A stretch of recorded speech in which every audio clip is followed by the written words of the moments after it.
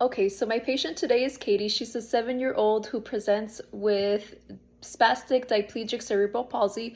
What this means is that she does have developmental delays and she has weakness in her both lower extremities along with her upper extremities, but our focus here will be with her lower extremities since they are affected more than her upper. She does have limited range of motion, limited strength. She has balance and coordination issues, and she also has mild impairment of her cognition and also communication. So we definitely have to take this in mind when developing her interventions, and keeping in mind that we want to make sure that she can do as much as possible as normally as possible.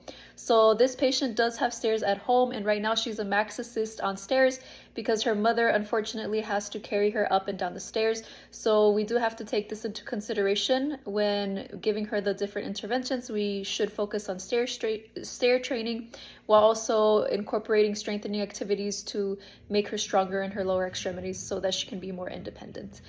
Another thing is that she is a student, so at this age we need to keep in mind that she will have to be independent as much as possible at school.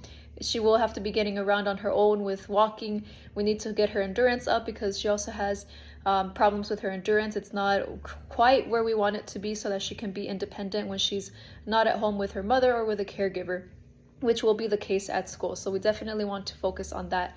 A personal bias that I feel that a lot of therapists may have when being put into a situation with this type of patient, especially if it's the first time, is many therapists will probably assume that the patient is not smart enough, won't be able to do certain activities that would benefit the patient a lot, even with strengthening or balance activities. I feel like a lot of people will try to make things easier for them or baby them a little more than they would a normally developing 7-year-old, right? So what I would suggest in these situations is to always treat the patient the same as any other patient. Try to go into the session with the mindset of this patient can do it, I need to motivate them, this is going to help them, and let the patient show us what they actually can and cannot do. Especially that first session, we should give them something challenging and see how we can regress that if it's too difficult for them, or maybe they can already do that and then we can progress them to something else. But we definitely should have a plan A and a plan B, a plan C, just in case something is too challenging for the patient or they're just not able to understand it at the level they are yet. But definitely I would go into a situation just letting the patient show us what they can do instead of just assuming that they cannot do anything, because we do want to promote that neuroplasticity, and in order to do that we need to give them complex tasks, make it something that will be part of their everyday routine, make it repetitive. But again, we need to challenge them in order for them to learn new things that are going to help them in day-to-day. I would make their home environment safer by making sure that there's no obstacles in the way, especially when we're barely starting therapy. We want to make sure that they have a closed environment. So I would move around furniture, make it more spacious in case they do try to ambulate without their wheelchair. It'll make it easier for them to get around. Move any rugs, any clutter, make sure it's always clean and spacious, and then just rearrange the furniture in a way that just makes it easier for them to move through the house. Also, as far as rearranging furniture, I would make sure not to make this a constant thing. Just do it once and make sure that everything's in the correct places. If we're doing this so often, then we might confuse them and it actually is going to hinder them and make it harder for them. But those are definitely some safety things I would incorporate into the home, as well as hand railings wherever possible. It doesn't even just have to be for stairs, just have them have like little areas in the house where in case she gets tired, let's say we're working on ambulating without an assistive device, or instead of her wheelchair, we're using the posture assistive device.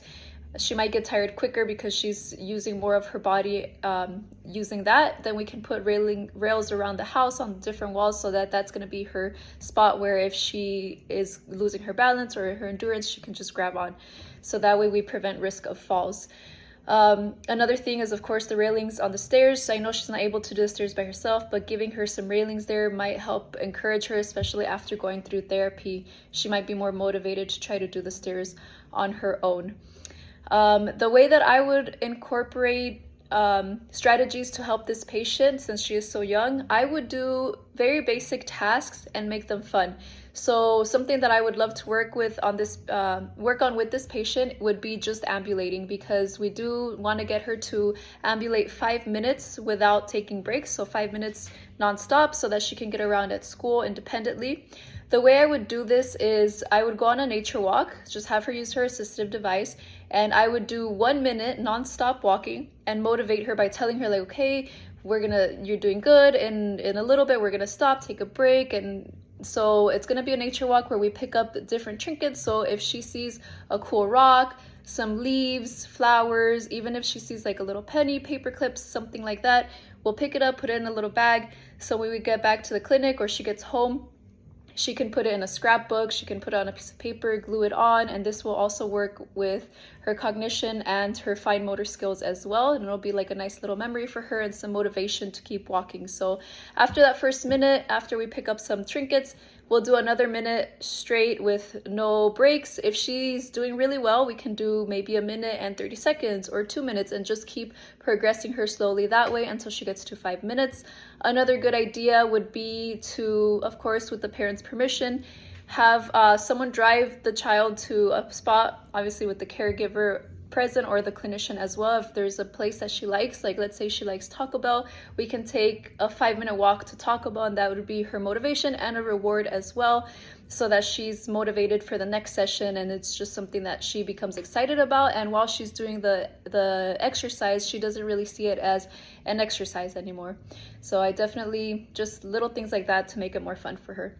I found this really cool website. I liked it a lot because I noticed that she does have a mom in the house who's a single parent, so it is harder for her, and I'm sure the mom's always preoccupied and busy taking care of her daughter and not really taking care of herself. We want the mom to have the best mental health possible so she can give back to her daughter the best possible as well. So I found this group online. It's a virtual group, which I think is awesome, because that way, you know, you're busy with your child, you have too much things to do, you don't want to go out and you know, it's just harder. It's harder for you to go out and make new friends and things like that. And, you know, being a parent to this type of child is a very niche thing. So there's not many out there. So it's nice to have a group where everyone comes together and you can talk about what's going on, just your day, if you're having a bad day. So the place that I found is called Mommies of Miracles, and it's for specifically mothers who have children with cerebral palsy. And I think it's really cool because they have Facebook groups, they have discussion forums, chats, different topics, all revolving around having children with cerebral palsy. And they have get-togethers too. You can log in anywhere around the world. So that's why I like the fact that it's virtual, because you get that support whenever you need it. And they have this cool thing too where they have this lavender lanyard, that's what they call it. And basically you buy a lavender lanyard and you wear it when you go out with your child or when you're just running errands, going out and about. If you see another parent with this on, then you know automatically that they're part of the group or they have a child with cerebral palsy. So then that gives you the opportunity to go up to them and talk to them and just bond with someone more locally. And not only does this help the mother to socialize and also find new resources and programs and little communities to help herself, but it's also so that her child can socialize with other like-minded individuals as well. So I think this group is really awesome. And like I said, I love that you can log in anywhere around the world since it's a virtual group.